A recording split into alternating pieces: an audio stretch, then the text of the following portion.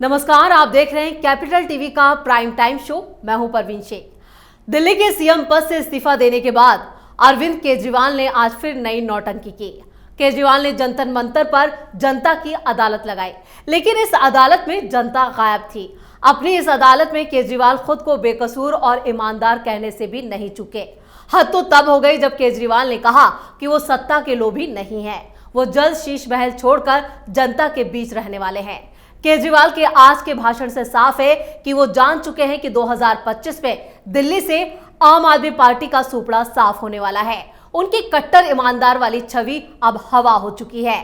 दिल्ली की जनता जान चुकी है कि ये बड़ा भेरुपिया है। अब नया भेष रखकर ये फिर से दिल्ली की जनता को ठगने की जुगत लगा रहा है। तो कैसे जंतर मंतर पर केजरीवाल ने किया नाटक? क्या आम आदमी पार्टी की डूबती नैया को पार लगा पाएंगे केजरीवाल? क्या केजरीवाल के इस भाषण का हरियाणा चुनाव पर पड़ेगा असर? इसी पर चर्चा के लिए स्टूडियो में मौजूद हैं कैपिटल टीवी के editor in chief doctor Manish Kumar.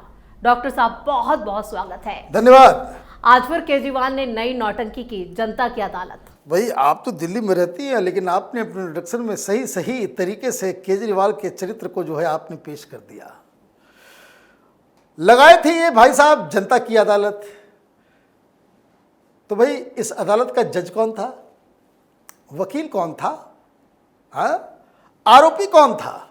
सब केजरीवाल। ये हिंदुस्तान की राजनीति का नटवर लाल है।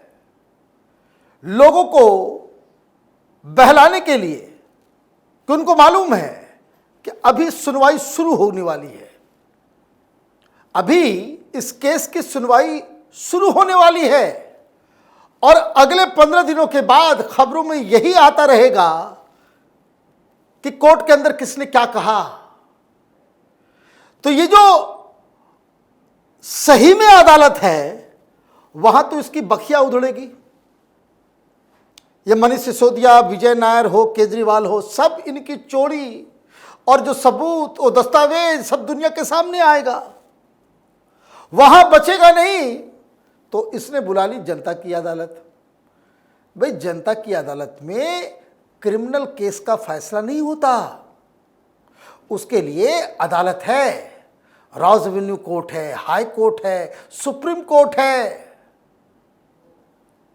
और इसने क्या कहा कि जनता की अदालत में मुझे अगर ईमानदार बता दिया तो मैं फिर से मुख्यमंत्री बन जाऊंगा।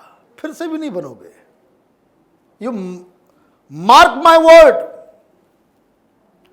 तुम चुनाव जीत भी जाओगे, मुख्यमंत्री नहीं बन पाओगे। तुम मुख्यमंत्री के दफ्तर में नहीं घुस पाओगे, फाइल साइन नहीं कर पाओगे, सेक्रेटेरिएट के अंदर नहीं घुस सकते। क्यों? इन्हीं शर्तों के ऊपर सुप्रीम कोर्ट ने तुमको बेल दिया है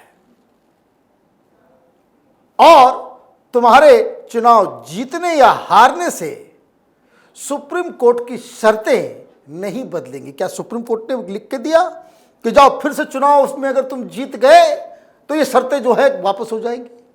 किसको बेवकूफ बना रहे हो? तो खैर, ये उसका चरित्र है, पब्लिक को बेवकूफ बनाने का।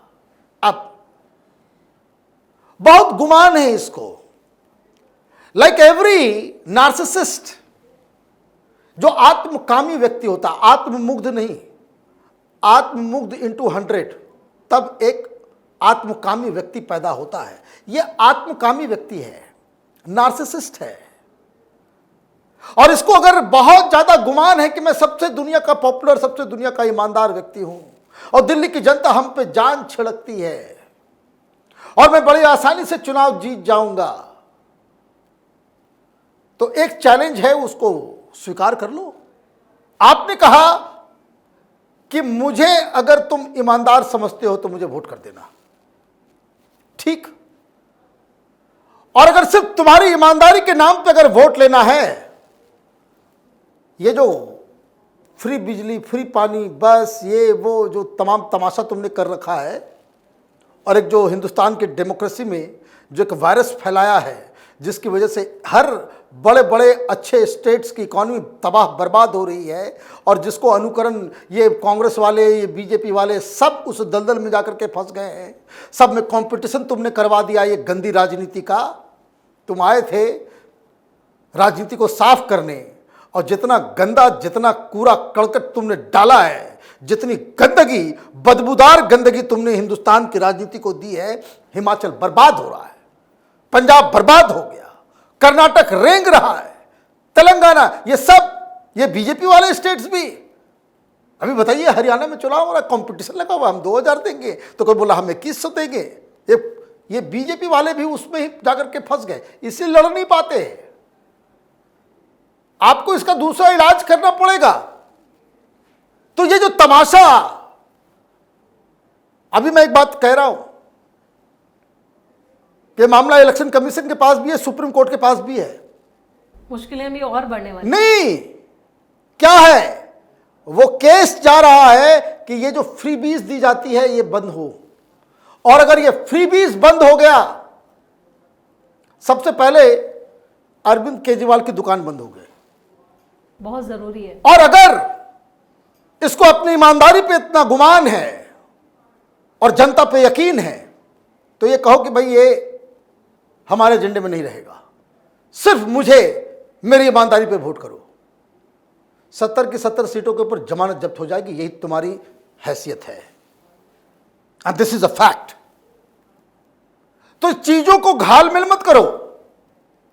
अभी पहली कैबिनेट की बैठक होगी, महिलाओं को 1000 रुपया देंगे, या आप पास कराओगे? तो 1000 रुपये का घूस दे रहे हो, और यह कोशिश रहेगी, इसलिए उसने इस्तीफा दिया है कि वो अगर रहता तो कैबिनेट की बैठक नहीं हो पाती, यह फैसला नहीं हो पाता, इसलिए आतिशी मारलेना को बनाओ, 1000 रुपए दो, और अभी 4-5 महीने बाकी हैं, तो 2 महीने में यह काम खत्म करके कम से कम 2 इंस्टॉलमेंट जो है महिलाओं को दे दो, ताकि हमारी जीत जो है उस पैसे के चक्कर में मिल जाए। कोई मुगालते में नहीं रही है।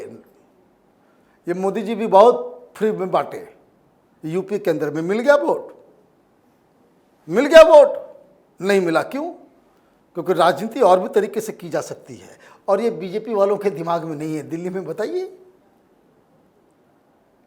इतना बड़ा बदलाव, इतनी पार्टी के अंदर, आम आदमी पार्टी के अंदर कोलाहल मचा हुआ है, और ये बेवकूफों की टोली ये धरना प्रदर्शन कर रहे हैं। ये बीजेपी वाले, एक लीडर आप नहीं खड़ा कर सके केजरीवाल को जो चुनौती दे सके। You have to have a street fighter. ये 24 घंटा राजनीति करता है केजरीवाल, सोते जागते। आपके पास एक भी ऐसा व्यक्ति दिल्ली के अंदर में नहीं मिला जो उसकी तरह 24 घंटे राजनीति कर सके, तो इसलिए आप तो छोड़ ही दो, आप ऐसे मुकाबला नहीं कर सकते। लेकिन देखिए कितना शातिर है ये, झूठ की झड़ी लगा दी। एक दूसरी बनी है कठपुतली। अच्छा, कठपुतली पे याद आ गया, भाई मुख्यमंत्री तो सबसे बड़ा होता है, बिल्कुल। कहीं कोई कार्यक्रम में आप जाओगे तो वीआईपी तो सबसे लास्ट में आता है, और उसके आते ही कार्यक्रम शुरू हो जाता है, और उसके जाते कार्यक्रम खत्म हो जाता है। आज आतिशी मार लेना, ये पढ़ी लिखी आतिशी मार लेना, उसने बताया किसी नथिंग मोर देन अ डोरमैट। केजरीवाल आए बाद में, वो पहले से बैठी हुई है, इंतजार कर रही है। वारे मुख्यमंत्री, भाई मुख्यमंत्री है तो कम से कम पोस्टर जो पीछे बैकड्रॉप लगा हुआ है, कहीं छोटा सा भी जो चेहरा दिखा देते। नहीं, सिर्फ केजरीवाल चमक रहा था। जनता की अदालत केजरीवाल। सवाल तो ये भी पूछना चाहिए, वह ऐसे कार्यक्रम में तुम जाती क्यों? सबसे बड़ा कॉन्स्टिट्यूशनल पोजीशन दिल्ली के अंदर में एलजी के बाद तो मुख्यमंत्री है, और वहां क्या हो रहा था? वहां स्टेज पे बैठे हुए थे तो मनीष सिसोदिया से गुटरगुन चल रहा है, हंसी मजाक चल रहा है, और बगल में सौरभ भारद्वाज बैठा रह गया। पूरे कार्यक्रम में एक बार भी बातचीत नहीं हुई दोनों में। तो ये बताता है कि अंदर कितना दरार जो है पार्टी के अंदर है, लोगों के बीच। गोपाल राय नजर आए? मुझे तो दिखे नहीं, मुझे तो दिखे नहीं। बहुत सारे नेता नजर नहीं आए वहां स्टेज पे, बाद में आए होंगे, पीछे होंगे, पता नहीं कहां होंगे। लेकिन संजय सिंह भी नजर नहीं आया, हमें राघव चड्ढा भी नजर नहीं आया। बाद में आए हो तो आए हो, लेकिन जब कार्यक्रम के सुबह जो टेलीविजन पे जो हमने देखा, वही मैं बता रहा हूं। तो ये तो कहानी है। तो आपने वहां पे क्या नया गुल खिला दिया कि आरएसएस चीफ से 5 सवाल हम पूछ रहे हैं। दिल्ली के मुसलमानों को जो है ना, अपना चेहरा मिरर के सामने देखना चाहिए, हैं, और उनको पूछना चाहिए कि मूर्खों का चेहरा कैसा होता है, तो उनको प्रतिबिंब नजर आएगा। आपको समझ में नहीं आया कि क्या किया? इस देश के सेकुलर जमातों को समझ में नहीं आया क्या किया केजरीवाल ने? केजरीवाल अब आरएसएस से अप्रूवल चाह रहे हैं, अपना आरएसएस से अप्रूवल चाह रहे हैं। क्या सवाल किया? उसने कहा कि मोहन भागवत जी, आपके यहां तो कानून है कि 75 साल के बाद जो है वो रिटायरमेंट हो जाता है, प्लीज मोदी जी को रिटायर करवा दो। क्या लग रहे हैं तुम्हारे आरएसएस वाले? क्या लग रहे हैं? तुम्हारी बात सुन लेंगे? तो मैं देख रहा था कि कांग्रेस वाले भी जो है वो बड़े नाराज हो गए। भाई नाराज होने क्या फायदा? तुम्हारा पप्पू तो वही बनाता है हर बार, और तुम्हारा जो वो नेता है रियल पप्पू, वो पता नहीं क्या खा पी करके क्या फैसला कर लेता है, समझ में नहीं आता। यही दिन दिखाना था। आरएसएस से विनती कर रहा है ये कि आडवाणी जी, मुरली मनोहर जी, इन लोगों को, कलराज मिश्रा जी, इन लोगों को 75 साल के बाद तो रिटायरमेंट आपने दिलवा दिया, ये मोदी को भी रिटायर करवा दीजिए। फिर बोल रहा है कि देखिए ये जो है आरएसएस की कोख से निकला है बीजेपी। मोहन भागवत जी, क्या ये इतना बड़ा हो गया है बीजेपी कि अपनी मां की ही बात नहीं मानता? क्या हो गया है? क्या हो गया है? तिहाड़ के अंदर जाकर के इसकी बुद्धि भ्रष्ट हो गई क्या? हाँ? और जम के मुसलमान वोट करते हैं। क्यों? आरएसएस से बचाएगा। ये आरएसएस से क्या बचाएगा? ये आरएसएस के सामने रेंग रहा है, मिन्नतें कर रहा है, उससे अपना अप्रूवल मांग रहा है कि मैं भी 75। क्या कहा? एक और सवाल पूछा कि मोहन भागवत जी, ये जो मोदी जी जो कर रहे हैं, पार्टी हमारी तोड़ दे रहे हैं, ईडी सीबीआई हमारे पीछे लगा दिया है, क्या आपको लगता है, मोहन भागवत जी प्लीज आप बताइए कि क्या ये सही है? आप उनको मना क्यों नहीं करते? भाई ऐसे लड़ोगे? It's a surrender. और सवाल कुछ इधर उधर ना हो जाए। झूठ बोलने में वो लिख के नहीं लाता, लेकिन आरएसएस के लिए वो इतना सजग, इतना सतर्क कि वो 5 सवालों को लिख करके लेकर के आया था, कागज से ऐसे पढ़ रहा था केजरीवाल। फिर ये पूछ रहा है कि देखिए ये लोग जो हैं पार्टियां तोड़ रहे हैं, सरकार गिरा रहे हैं, क्या आपका अप्रूवल है इसमें? नड्डा जी ने कह दिया कि ये बीजेपी को अब आरएसएस की जरूरत नहीं है। क्या ये बात सुनकर आपको चोट नहीं लगी? क्या आपको दुख नहीं हुआ कि जिसको आपने क्रिएट किया वही आपको गुर्रा रहा है आपके ऊपर, आंखें दिखा रहा है आपके ऊपर? मुझे अपना लो, हम बन जाएंगे। यही तो उसका मतलब है। बिल्कुल यही तो उसका मतलब है। मतलब ये जो इसने नया खेल किया है वो इस दिमाग से किया है कि अभी आरएसएस और बीजेपी के बीच रिश्ते ठीक नहीं है, तलखी उसका फायदा उठा तलखी है। और आरएसएस के लोग ये कह रहे हैं मोदी के खिलाफ 4-5 बयान मोहन भागवत जी का आ गया है। तो आप जंतर मंतर पे जाकर के मोहन भागवत जी को बता रहे हो कि मोदी जी नहीं रहेंगे तो हम हैं। This is what it means. लेकिन केजरीवाल को एक चीज पता नहीं है कि आरएसएस, उसका संगठन मुसलमानों से उतना हेट नहीं करता।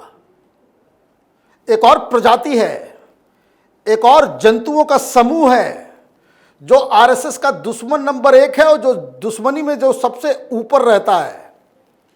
मालूम है कौन? जिसको तुमने उस बिरादरी से बनाया है चीफ मिनिस्टर। नक्सली, ये टुकड़े टुकड़े गैंग, वो हिंदू मुसलमान उसमें नहीं देखते।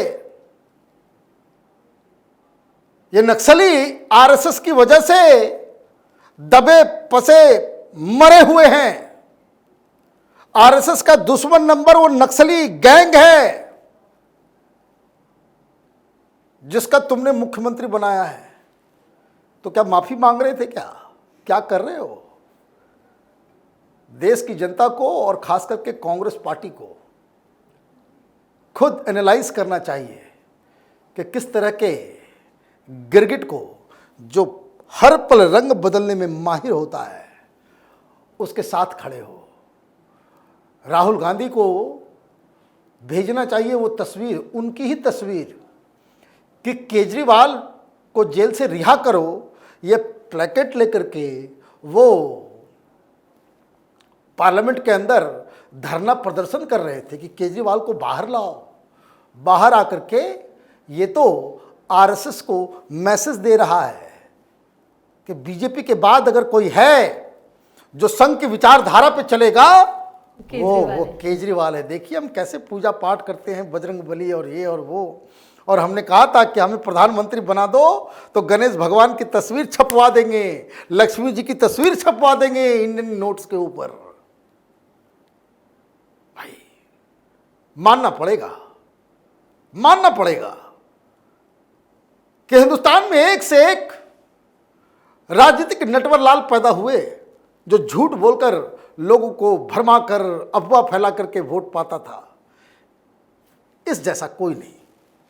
चलिए, और तमाम जानकारी के लिए और सटीक विश्लेषण के लिए आपका बहुत बहुत धन्यवाद। केजरीवाल ने एक बार फिर साबित कर दिया कि वो सुधरने वाले नहीं हैं। दिल्ली को डमी सीएम देकर उन्होंने फिर दिल्ली की जनता के साथ बड़ा धोखा किया है। वहीं आम आदमी पार्टी में भी बगावत के संकेत मिलने लगे हैं, क्योंकि केजरीवाल के कारनामों से पार्टी के अंदर विद्रोह बढ़ गया है। अपने करीबियों के साथ फरेब और धोखा करना केजरीवाल की फितरत पे रहा है। वहीं दिल्ली की जनता भी केजरीवाल को सबक सिखाने का मन बना चुकी है। अब देखना होगा कि उनकी ये नौटंकी क्या रंग लाती है। खास शो में इतना ही। बाकी खबरों के लिए देखते रहिए कैपिटल टीवी। वीडियो को लाइक कीजिए, शेयर कीजिए और कैपिटल टीवी को सब्सक्राइब जरूर कीजिए। नमस्कार।